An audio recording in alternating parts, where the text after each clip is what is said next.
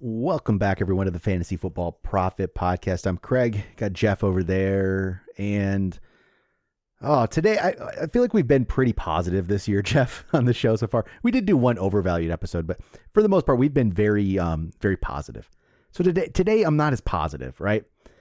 There's one player to me that stands out to me as just like bust potential. I'm worried. I don't want to spend the money.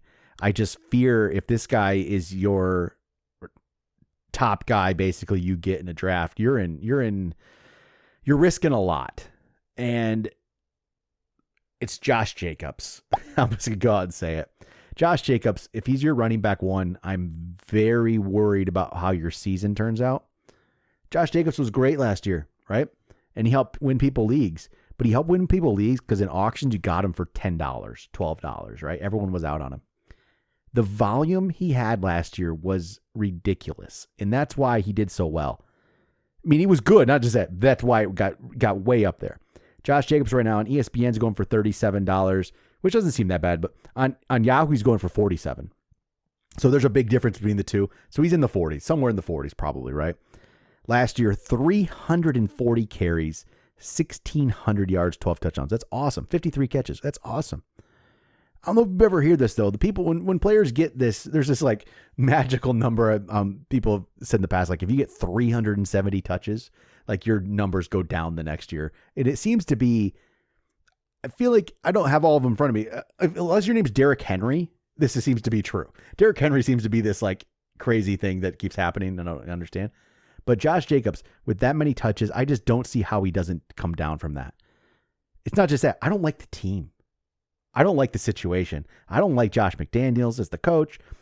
I think they downgraded at quarterback from Carr to Garoppolo. I don't think Garoppolo is going to do much for them. I think this team is actually going to be bad. I don't like anything about it. They're going to try to run Jacobs into the ground. I think teams are going to stop it. They're going to try to stop it. Yes, they have Devontae Adams out there, but I don't know if Garoppolo is going to get him the ball enough. I don't know if Garoppolo is going to be healthy. I just cannot see Jacobs getting another season like that. And it might be more like you saw the year before, where there was a reason why we were down on him when he was only at, 800, 900 yards. The catches still around 50. Those aren't bad.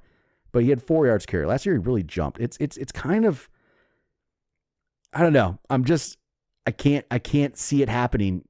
Not see it happening. I think he's going to be okay. But you don't want him as your running back one. That's my whole point. I'm not saying he's a bad player. He's not a bad player. I'm not even saying he's in a bad season. He's not going to do what he did last year. And if you go pay for him, and Josh Jacobs is your number one running back, and right now he's going ahead of Nick Chubb. Give me a break. Like I can't. Nick Chubb is awesome. Nick Chubb is going to do it. Nick Chubb's done it many years in a row. Over 5 yards a carry every year. Josh Jacobs on his best year finally got to 4.9 last year, and it was volume. If you draft Josh Jacobs and spend $30, $40 some dollars for Jacobs over Nick Chubb, you're an idiot. There, pretty much. How do you feel, Jeff? You haven't talked yet. I was letting you get your hot take out. I'm with you on this one. It's mostly because Josh Jacobs he's still a very young guy. I mean, that's the crazy part. It feels like he's been around for a long time. He really hasn't, 4 years in the league. But the 340 carries is such a large number. And 3 years ago in 2020, that was his second or his most up until last year. And that was 273 carries. And he was able to get 12 touchdowns off that. So I'm sure that would give a lot of people kind of like pause, like, oh, you could still get the amount of touchdowns without, but you were averaging 3.9. He was much more of the ball line carrier. I'm very skeptical as well of any time a running back that is good but maybe not elite goes off and goes for that many yards with just everything goes right for them. Even so, they weren't even a very good team, right? What, they have 6 wins last year? They weren't actually all that great. You get rid of a longtime QB, and in my mind, completely downgrade in that situation. The only thing that gives me a little hope is, other than Devontae Adams, he does seem like he is the guy that is going to get the ball.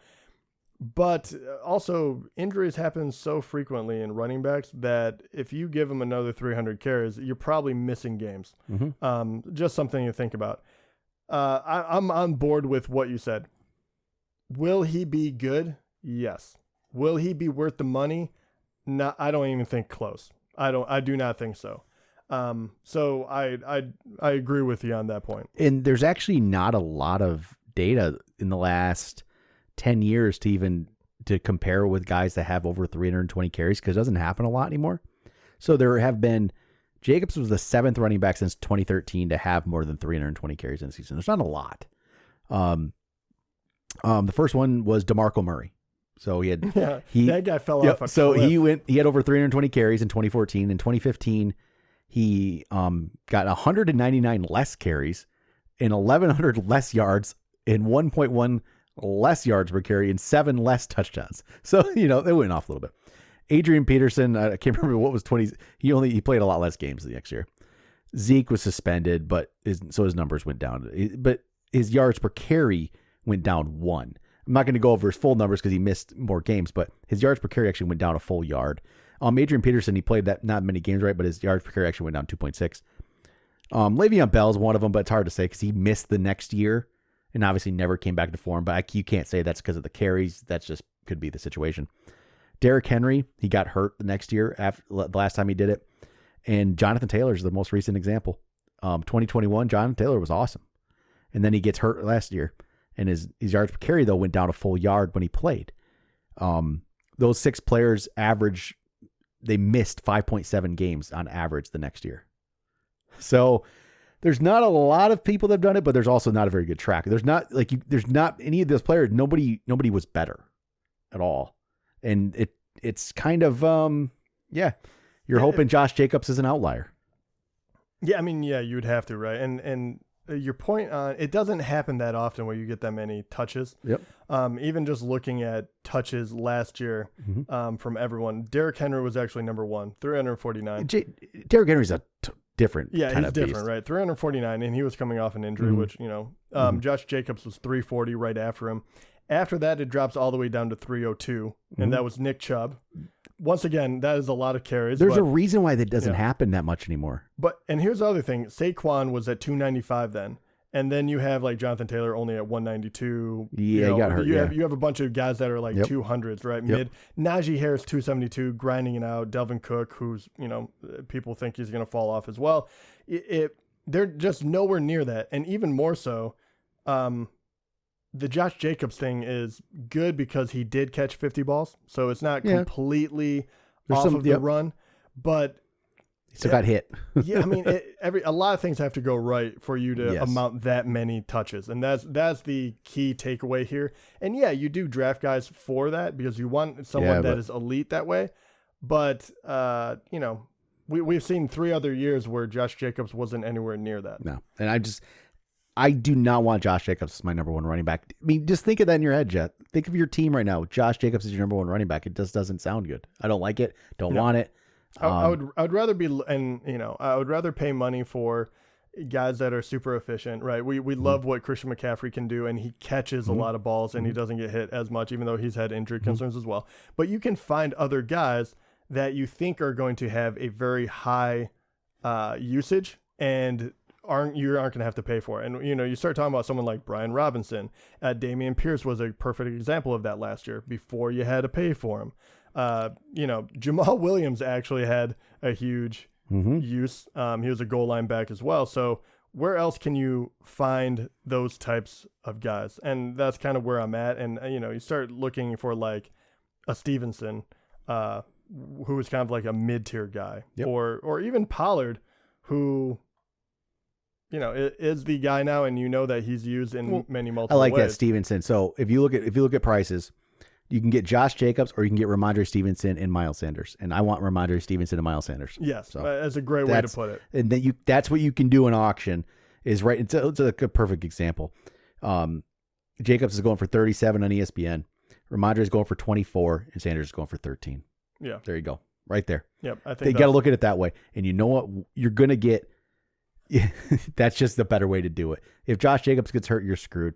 If you get Ramondre and Sanders, if one of them gets hurt, you're still okay. I think both of them guys are going to be really good. So that's how you have to look at it. Don't get Jacobs. Go get those other two. And that's why, we're so afraid of putting so much money into running back as well, because we already know that even if you're good and even if everything is set up for you to succeed, like Christian McCaffrey, you can easily go down with an injury and miss the entire season. It's possible for any player, but even more so for running back.